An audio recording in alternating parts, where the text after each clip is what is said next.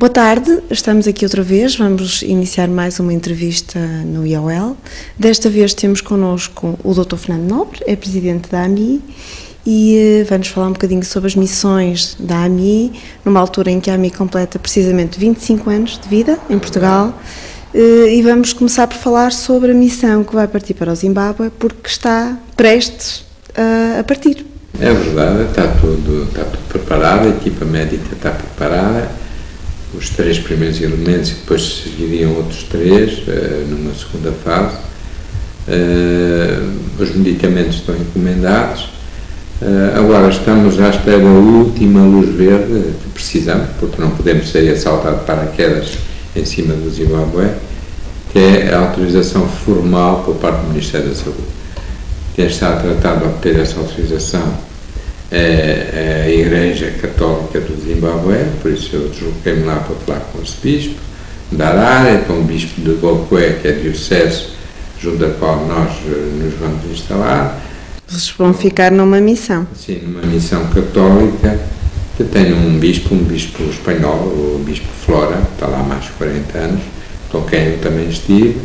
Estive a falar, evidentemente, com a nossa embaixada, com a embaixada João da Câmara, estive a falar também com o representante das Nações Unidas. Pronto, está tudo apalavrado, está tudo, enfim, está prometido.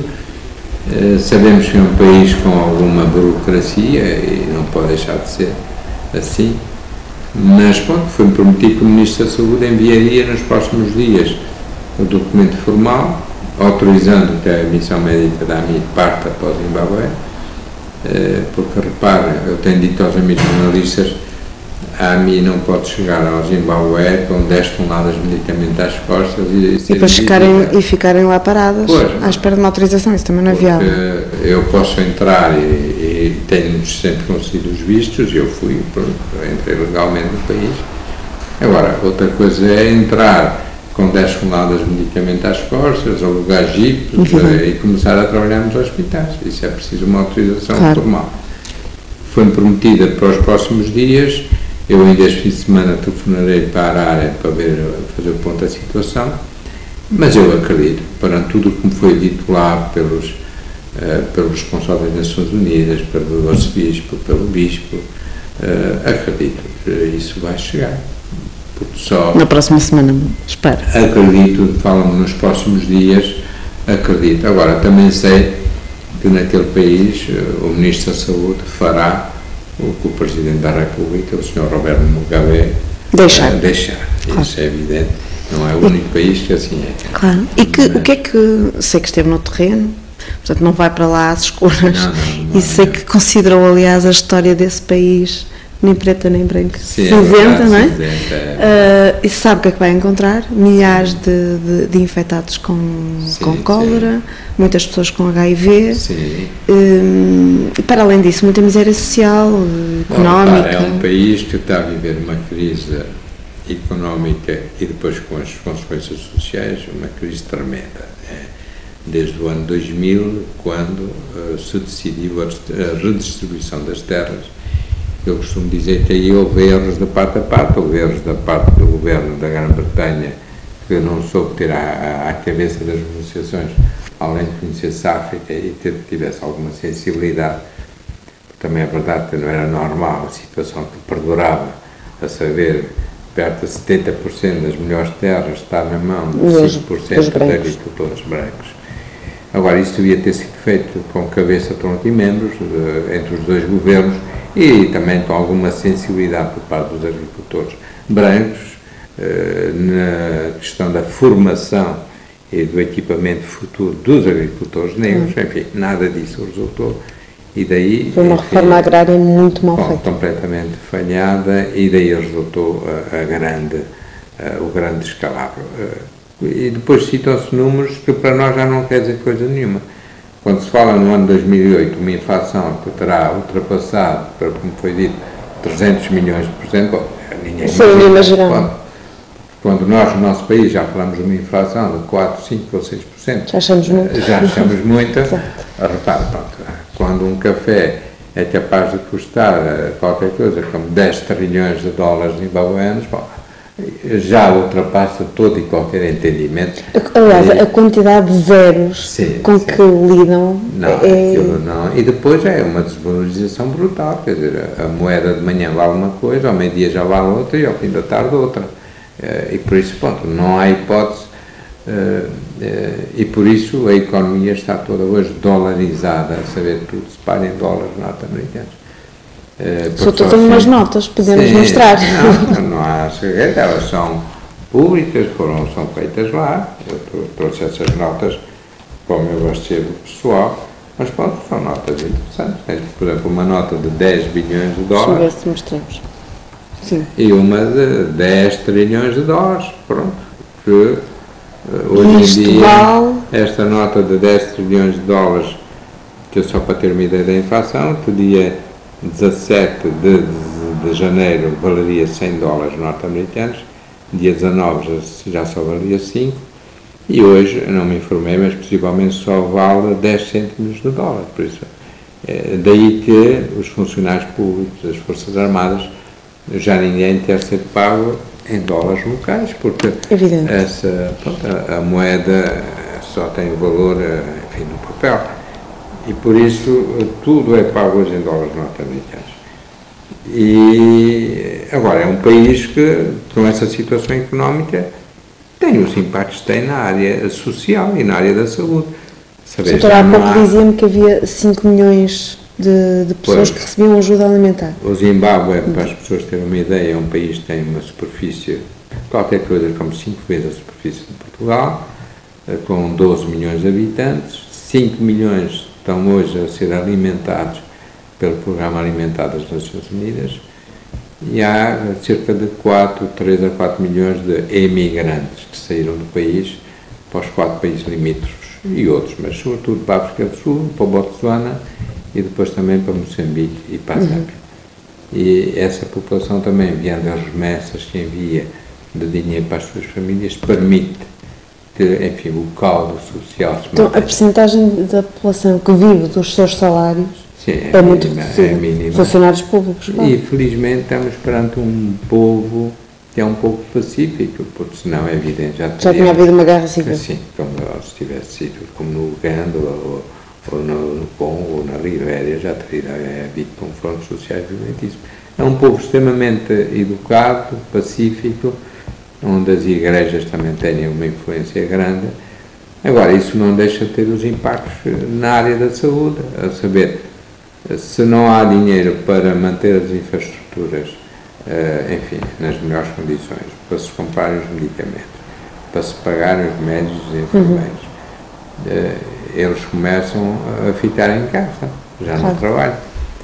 E pronto, é um país, como outros países da África, onde o síndrome de SIDA é um problema que tem de ser combatido. Tem ideia de qual é a porcentagem de infectados? A população infectada na população entre os 15 e os 44 anos, 45, oficialmente ronda os 15%, pode ser mais. Depois tem a questão da subnutrição, porque quanto mais se afasta dos centros urbanos, mais difíceis as populações, porque não têm dólares norte-americanos e depois não se podem abastecer, é mais complicado. E depois, pronto, há a epidemia de cólera. Sabe, a cólera é uma doença que existe de forma endémica em quase todos os países africanos. O vivarião, o micróbio, se quiser, está, e há pessoas portadoras do micróbio que aparentemente convivem bem com esse micróbio, por isso não aparentam a doença. Agora, quando as águas não são tratadas, quando as fossas não existem em quantidade suficiente para que as fezes fiquem, enfim, estanques, isoladas. No período das chuvas, tudo isso transborda e contamina os poços de água, contamina os rios, contamina tudo. Agora, acontece mais frequente é mesmo na altura das chuvas. Sim. E embora aqui começou antes do período das chuvas, a epidemia começou em agosto, as chuvas começaram em dezembro, novembro, dezembro, porque efetivamente as águas não sendo tratadas, as pessoas iam beber em charcos possíveis, onde eles encontravam água. E a epidemia começou aí. Agora, com o período das chuvas, tudo aponta para um agravamento, e os números têm falado por si. 3 mil mortos, não é? Sim, segundo os dados das Nações Unidas, dizem, e sobretudo na grande cidade de Harare, mas hoje a epidemia está completamente alastrada, está disseminada, terá havido cerca de 3 mil mortos até agora e para cima de 40 mil infectados. Felizmente, é uma epidemia que tem uma taxa de mortalidade baixa, entre os 2% a 5%, por isso não é o vírus ébola que pode dar uma mortalidade na ordem de 60% a 70%. E por isso, pronto, a estrutura da Igreja tem uma estrutura médica que é aquela que ainda vai funcionando nas melhores condições e é junto dessa estrutura que nós, enfim, palavramos a nossa intervenção com o acordo da Igreja, com quem dialogamos. Quanto tempo é que vão ficar no terreno? Para já 6 meses era o período da missão, com um financiamento a 50% do governo português, via a Secretaria de Estado dos Negócios e da Cooperação, e o IPAD, por isso é uma entidade que depende da Secretaria de Estado, e 50% da AMI.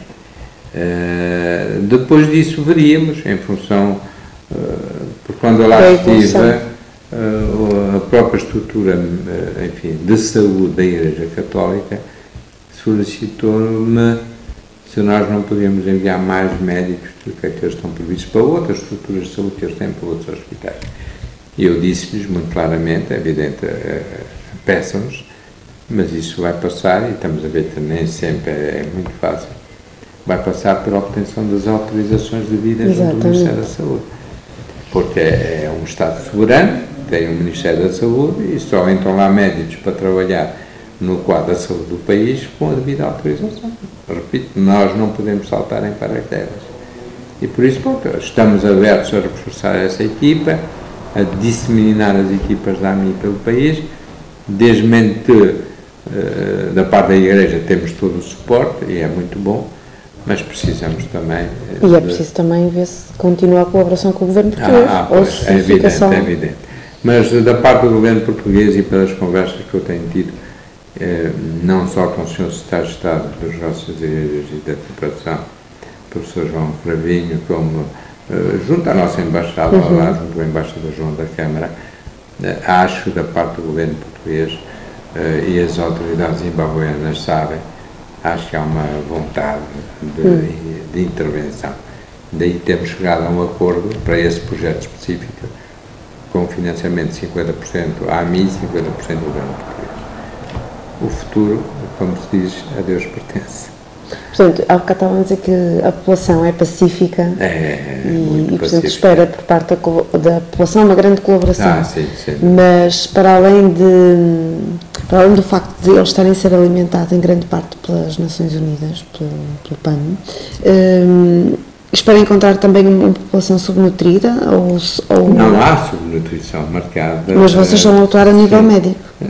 Bom, mas a parte alimentar faz parte da saúde, sabe? A definição da saúde. Pois precisamente por parte da Organização Mundial de Saúde e muito bem, é uma definição mais lata. O que é a saúde? A saúde é uma situação de bem-estar físico, psíquico, moral e social. Físico, alguém que esteja mal alimentado, subnutrido, malnutrido, é alguém que está imediatamente sujeito a enfermidades de forma muito mais clara. O seu organismo não se defende, porque quando está subnutrido, as nossas defesas imunitárias também, enfim, têm níveis baixos. Por isso a alimentação faz parte da saúde. Nós, ao intervirmos, é evidente, daí temos contactado de imediato o Programa Alimentar Mundial, junto às populações onde as nossas equipas intervirão, é evidente que a componente nutricional terá de ser abordada e tratada, porque senão estamos a fazer um trabalho imperfeito. Porque vocês não vão ficar na capital, vocês vão ficar numa...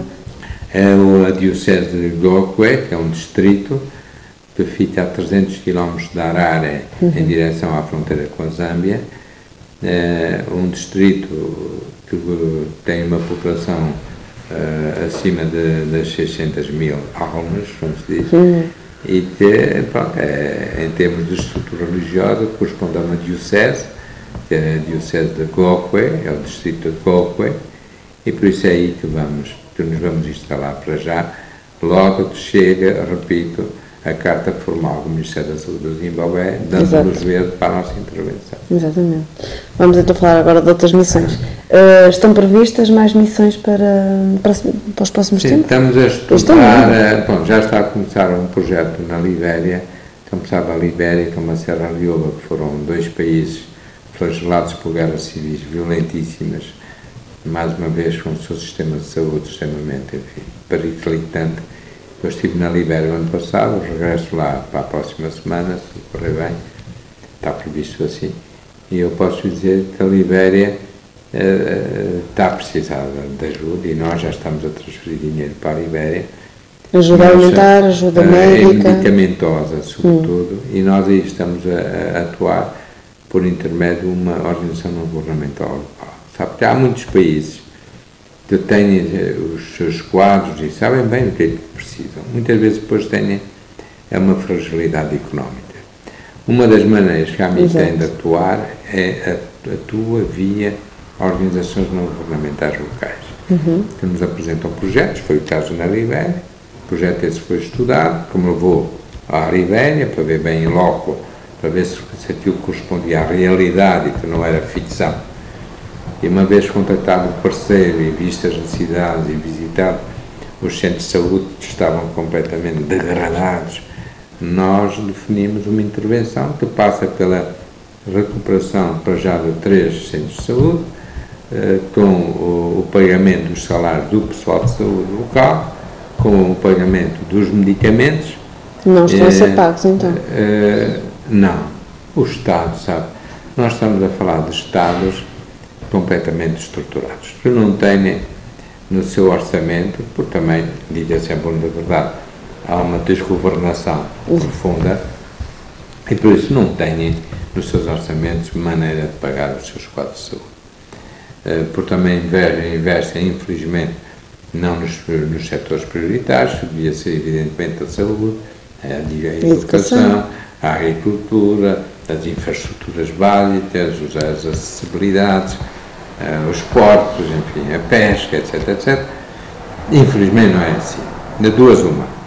Ou dizemos que quem é o responsável é o governo local, e o governo local também tem coluios com a vertente externa, por isso esses países também chegam a esses descalabros, porque da nossa parte muitas vezes ou há indiferença, ou há alinhamento, ou até há alguma forma, enfim, de compadrio, porque, como eu digo sempre, a corrupção é um binómio. Tem que haver o corrupto e tem que haver o corruptor. Isso não, tem que haver sempre as duas partes. E até porque depois esse dinheiro toda a corrupção não fica nos bancos locais, vem para os paraísos fiscais, para os offshores e até para os nossos bancos. E nós sabemos que as nossas economias, as mais transparentes, possivelmente 15 a 20% das nossas economias circula por aqui também, dito o chamado dinheiro sujo, lavado, entretanto foi lavado por trânsitos diversos em vários sistemas bancários. E por isso tudo isso é muito complexo, de duas uma. Ou, enfim, fechamos os olhos e dizemos que não temos nada a ver com a miséria que se passa nesses países. Eles se desenrachem, morram aos carentoros, não queremos saber. Ou então é a postura da AMI, e é a minha pessoal, enquanto médico, dizer não, as pessoas são inocentes, não são culpadas dos seus governos, embora sejamos todos corresponsáveis, mas nesse país as eleições não são democráticas nem transparentes, e por isso não, são seres humanos, e enquanto seres humanos nós temos que os ajudar. E por isso, pronto, na Libéria o que estamos a fazer, como parceiro local, que eu fui estudar em loco, me pareceu credível, que tem um projeto consistente, e a AMI está a financiá-los, e por isso eu vou ver agora para a semana o que é que eles já fizeram com os financiamentos que lhes foram concedidos. Agora, há outras partes do mundo, como eu lhe dizia, muito em breve um dos grandes desafios na medicina humanitária vão ser as alterações climáticas. E as populações mais afetadas por essas alterações? As migrações climáticas, que vão tocar o Índico e ilhas do Pacífico, que vão tocar uma zona do mundo que é o Golfo do México, aqueles países todos da América Central, mas que vai também tocar a África, porque estão previstas alternâncias entre chuvas torrenciais e períodos de seca. Pronto, e isso vai ter impactos reais. Mas na América Central é mais ciclones, os furacões. Normalmente no Atlântico falamos de furacões, no Índico falamos de ciclones. Exato. É uma terminologia climatológica, mas que é assim. Agora, aquela zona do Golfo do México, o número de furacões tem crescendo à média de 20% ao ano, e sabemos que aí aliás, este ano vamos ter problemas. Houve mais do que nos anos anteriores. Por isso eu determinei, o ano passado, 2008 e 2009, prevê-se que vai ser pior. Eu determinei que nós iríamos, porque já estivemos numa situação de grande emergência nas Honduras, em 98, quando houve o furacão Mitch. Eu decidi que nós iríamos estar particularmente atentos à Nicarágua e à Guatemala, que são países também pobres, enfraquecidos, e queríamos mandar missões exploratórias para esses países. E depois há todos aqueles, enfim, chamados os dramas esquecidos. As pessoas já se esqueceram que houve um tsunami há 4 anos, fez 4 anos, dia 26 de dezembro passado. E vai fazer 5 anos. Este ano. E a AMI construiu lá uma fundação. Constituímos lá a Fundação Portugal Sri Lanka, porque quando lá estivemos na altura do tsunami, eu, embora tenha até origens holandesas e francesas lá da minha mãe, vi que em Colombo havia uma placa que indicava uma fundação Holanda Sri Lanka, e eu pensei, mas então nós portugueses fomos os primeiros a chegar aqui, não há nenhuma. Exatamente. Então criámos ao Ceilão, a antiga Atapa Urbana, de Tenta Camões. E então, decidi, nós vamos também criar aqui uma fundação. Criámos a Fundação Portugal Sri Lanka, que existe, que é presidida pelo padre Dias, Francisco Dias. Tive que lhe ensinar como é que se dizia o nome, porque eles pronunciavam Dias. Ele disse, não é nada Dias, é Dias, que é hoje o presidente dessa fundação. E construímos lá já muita coisa. Com os donativos? Sim, com os donativos. Construímos imensa coisa no Sri Lanka. No orfanato de Dom Bosco, onde atuam os franciscanos, construímos, enfim, uma obra formidável. Basta dizer que construímos um orfanato para 160 crianças, com um centro social, criámos uma estrutura de recuperação de gases das pocilgas, modernizando aquilo tudo, de tal modo que hoje todo o orfanato, o gás, vem do tratamento do gás das pocilgas, é uma coisa modular mesmo. Talvez não tenha sido por acaso que o irmão Baruala, que dirigia esse orfanato extremamente miserável, hoje seja o número 2 da congregação franciscana, e ele está felicíssimo. Junto de um outro orfanato, o orfanato de São Vicente, também reabilitámos aquilo tudo e mantivemos durante anos o custo do funcionamento desses orfanatos. E agora, com a Fundação, não só financiamos, enfim, múltiplas iniciativas de formação de pequenos quadros de pesca, de artesanato, de cursos para as mulheres, etc, etc. Estamos a construir um grande centro social. Digo grande porque são 3.000 metros quadrados, mais de 3.000 metros quadrados. Um centro social que tem o nome já definido, de Dom Lourenço de Almeida, que foi o português que aportou no Ceilão em 1505. Foi o primeiro a chegar ao Ceilão. Nós estivemos no Ceilão cerca de 150 anos, depois fomos substituídos pelos holandeses, um pouco que aconteceu em todo o Índico. Exatamente. Enfim, na Indonésia, em Malaca, foi sempre assim. Primeiro fomos nós, depois vieram os holandeses e depois vieram os ingleses. E por isso está a ser feita lá uma obra muito consistente. Estamos a financiar também em Colombo uma coisa que me parece essencial, que é um centro interreligioso, porque o Sri Lanka vive uma situação, no que diz respeito aos direitos humanos, muito complicada, com a guerra entre os Tamil hinduístas e o poder singalês budista, e por isso está ali uma situação de direitos humanos tremenda. Daí a razão de ser dessa instituição criada por um padre católico, que já tem 86 anos e que tem tido uma ação muito, muito positiva no sentido do entendimento interreligioso. Porque o Sri Lanka, para as pessoas terem uma ideia, nós já esquecemos que nós portugueses temos muito a ver, porque há lá muitos apelidos portugueses, ainda 5.000 lusodescendentes, pese embora nós tínhamos saído lá em 1654, por isso já lá vão 350 anos. Mantém ainda os apelidos portugueses? Mantém completamente. Já falei do Padre Dias, mas sim, os Andrade, os Pereira, os Silva, os Domingos, os de Lima, pronto, é uma coisa impressionante. Fernando, por exemplo, o meu nome próprio é hoje um apelido no Sri Lanka.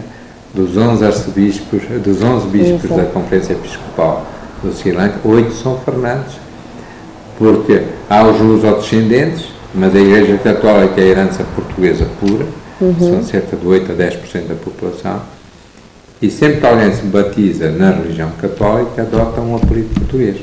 Por isso temos lá os apelidos que são os nossos descendentes, que falam e distinguem-se, porque tem outros sangue portugueses são um pouco mais claros, falam a língua, que foi a língua que nós deixamos no Índico, que era o cristão, que mesmo depois de termos sido substituídos pelos holandeses, continua a ser a língua comercial em todo o Índico. E continua a ser? Continua a existir nessas comunidades.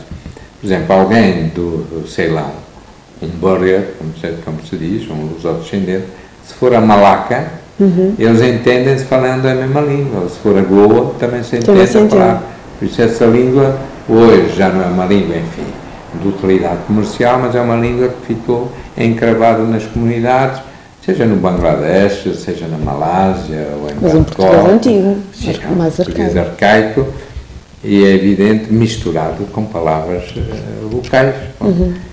Sim, os próprios base indonésia têm algumas palavras que vêm ainda de português. Muitas. O embaixador da Indonésia aqui dizia-me que no Bahas, que deriva do malaio, há perto de 1000 palavras oriundas do português. Eu lembro, por exemplo, quando estive na Papua há anos, tivemos uma equipa médica na Papua, metade da ilha que pertence à Indonésia, a outra metade é uma república independente, um pouco que aconteceu com Timor.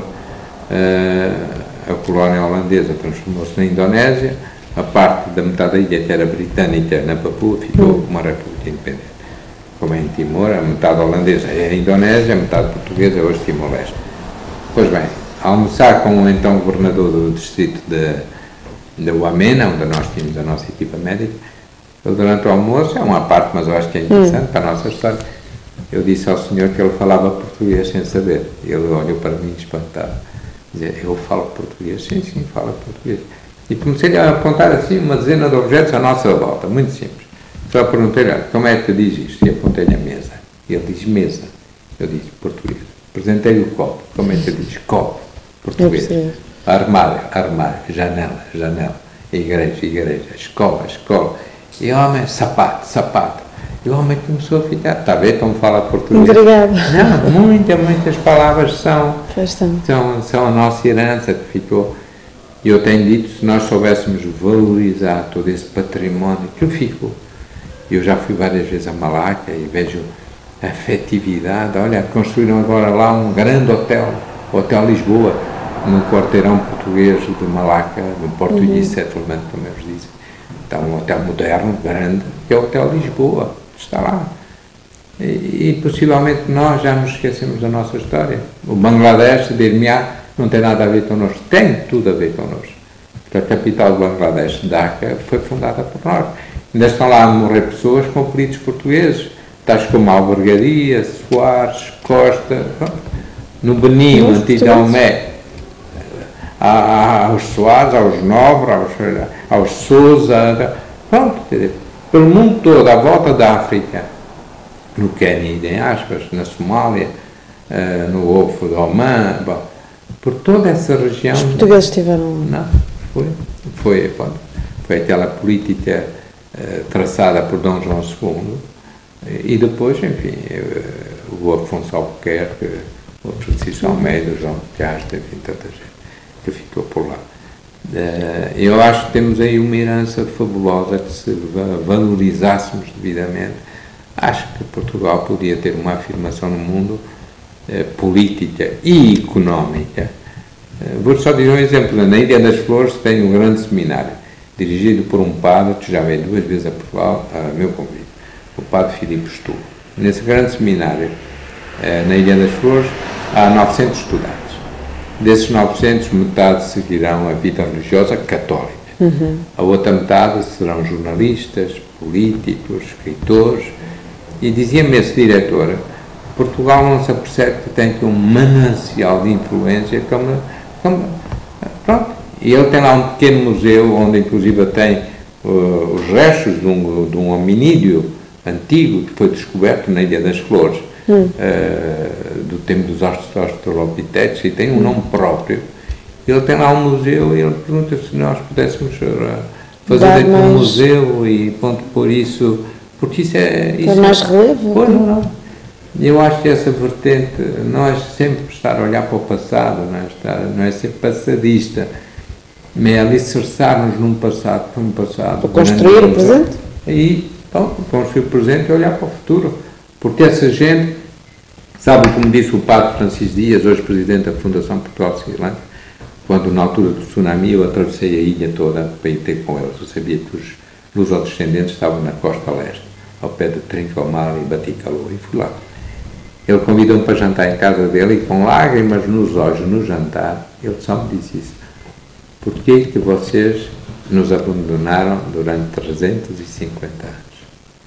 E mesmo assim preservaram as danças, uma pessoa vê dançar os grupos folclóricos, seja ali em Malaca, fica comovido. As guitarras, as violas, a língua, como eu disse, mas com português arcaico. Eles dizem muito vosso mercê, fazer mercê. Era um português do século XVI, pronto, era assim. E eles preservaram a língua que, olha, que foram passando de geração em geração. É evidente, com palavras locais também, o português, o nosso português, não é só romano, também tem palavras de origem árabe, visigótica, etc. Nós próprios também, nossa língua evoluiu, não é? Exato. E é uma mistura, embora seja predominantemente uma língua romana, mas depois, pronto, 20% das nossas palavras têm outras origens também. Sim. E por isso, pronto, eu acho que há muito. Doutor, como é que os portugueses podem ajudar a AMI? De várias maneiras, nos nossos centros sociais, e temos 11 no país, e nomeadamente aqui na região norte, os centros Porta-Amiga, os abrigos pós-sem-abrigo, temos 2. Se atualmente existem 11 equipamentos sociais, este ano vamos abrir mais 2. Também um em Ponta Delgada e um segundo maior em Almada. Podem contribuir com voluntariado, podem contribuir com donativos. E não tem que ser só médicos ou enfermeiros, não? De modo nenhum. Nos nossos centros sociais, por exemplo, os centros em Portugal, precisamos desde advogados a professores, porque também fazemos acompanhamento escolar das crianças em dificuldade. Olha, em Gaia, por exemplo, temos um grande centro de Porta-Amiga que faz um acompanhamento especial de crianças. Temos ali no centro juvenil. Por isso, dando de si, do seu tempo, da sua boa vontade, acho que é fundamental que as pessoas se invistam na cidadania para apreenderem melhor o que está a acontecer também no nosso país, e não tenhamos dúvidas que este ano vai ser muito difícil. Este e o próximo, e não podemos estar sempre a sacudir a água do capote, mandando tudo, responsabilizando apenas e só o governo, porque eu tenho dito para qualquer governo, o melhor governo do mundo não pode resolver tudo. Os cidadãos têm também que intervir. Os empresários têm a responsabilidade. Se nós pudermos conjugar uma intervenção a mais eficaz possível do governo, com a participação dos empresários e a participação do mundo da sociedade civil, cívico, as associações, fundações e outros institutos, para os cidadãos, a título particular, olhem para os vossos vizinhos, porque de certeza que há vossos vizinhos que vão passar muito mal com a crise económica que já está instalada. Quando souberem que pessoas foram despedidas, estão no desemprego, tentem ver se não podem ajudar aquelas famílias, porque há famílias que é pai e mãe que vão para o desemprego. Por isso, vamos estar atentos a isso. No que diz respeito ao mundo, que eu sou daqueles que pensam que o mundo é global e que nós temos que abordar as questões de forma global. não nos podemos enclausurar nas nossas torres de marfim. Para o mundo, olha, os médicos se disponibilizem para partir em missões, só lhes vai fazer bem em termos humanos e em termos médicos também, os enfermeiros, assistentes sociais, e pronto, olha, deem os donativos que puderem dar. A AMI é uma instituição, felizmente, que pode ser facilmente fiscalizada, porque os 11 centros que temos no país, as pessoas são convidadas a já irem lá sem prévio aviso e vão ver o que andamos lá a fazer. Estamos já 11 no país, está a ver, temos em Gaia, temos no Porto um centro de porta-milha também, num abrigo para os sem-abrigo, temos em Coimbra, temos em Baixo na zona de Lisboa, temos no Funchal, temos em Angra do Heroísmo. É possível ir ver se estamos a vender banha da cobra ou se não estamos. Nós estamos a trabalhar, por isso vão ver. E por isso, olha, se acreditarem, invistam-se pessoalmente nos projetos e, se puderem, olha, ajudem-nos, porque as refeições têm de ser pagas, os medicamentos têm de ser comprados, o pessoal também tem de ser pago, e há toda uma máquina que está ao serviço do outro, nosso semelhante, nosso irmão, esteja ele onde estiver, que eu não dissocio a parte internacional da parte nacional. E é por isso que a AMI hoje se define cada vez mais sendo uma instituição que atua por uma ação humanitária global, na área internacional, na área social em Portugal, na área ambiental também e na área da defesa dos direitos humanos, que é o que nós chamamos de alertar consciências, porque eu acho que nós precisamos de novos paradigmas nas relações humanas e esta crise financeira e hoje económica advém também disso mesmo, de uma falta de valor, de princípios, de um desnorte que se instalou na cabeça de muitos líderes que pensaram que só tinham direitos quando deviam pensar que tinham, antes de mais, deveres, que é isso ser líder, ter deveres, porque senão, olha, não seja líder. A liderança é isso, é a liderança dos deveres e não dos direitos. E por isso, pronto, esse é o nosso combate, e é nesse combate que eu estou empenhado, particularmente, já lá vão 30 anos. Exatamente. Doutor, muito obrigada. Agradecemos a presença do Dr. Fernando Nobre e nós voltamos amanhã para mais uma entrevista. Obrigada.